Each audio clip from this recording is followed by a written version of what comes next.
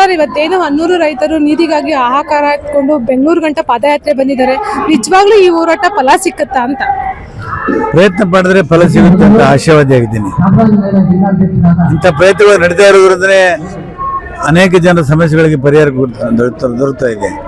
ಹಾಗಾಗಿ ಪಾಪ ಬಹಳ ಕಷ್ಟಪಟ್ಟು 130 ಕಿಲೋಮೀಟರ್ ನಡ್ಕೊಂಡು ಬಂದಿದ್ದಾರೆ. 180 ಬಹಳ ಪ್ರಾಮಾಣಿಕವಾದಂಥ ಬೇಡಿಕೆ, ಇದು ಅವಶ್ಯಕವಾದಂಥ ಬೇಡಿಕೆ. ಇದ್ರ ಪರವಾಗಿ ನಾವು ಇದ್ದೀವಿ.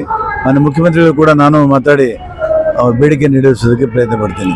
ಸರ್, ಹಾಗೆ ರೈತರು ಇಷ್ಟು ದಿವಸ ಯಾಕೆ ನೀರಿಗಾಗಿ ಹೋರಾಟ ಮಾಡಬೇಕಾಗಿತ್ತು ಅಂತ, ನೀವೆಲ್ಲ ಹೋರಾಟಗಾರರಿದ್ರೂ ಕೂಡ ಯಾಕೆ ಇವತ್ತಿನವರೆಗೂ ರೈತರಿಗೆ ಫಲ ಸಿಕ್ಕಿಲ್ಲ ಅಂತ?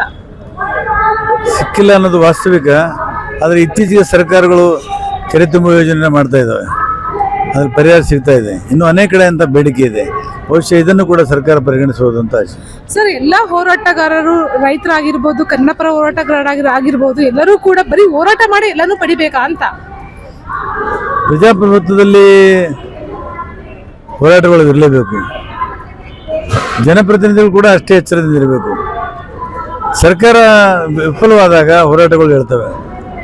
ಆ ಥರ ಇವತ್ತೇನು ನಮ್ಮ ರೈತರು ಕೂಗೆಬ್ಸಿದ್ದಾರೆ, ಇದು ಖಂಡಿತ ಫಲ ಸಿಗ್ಬೋದು ಅಂತ ಆಶೆ ಇದೆ.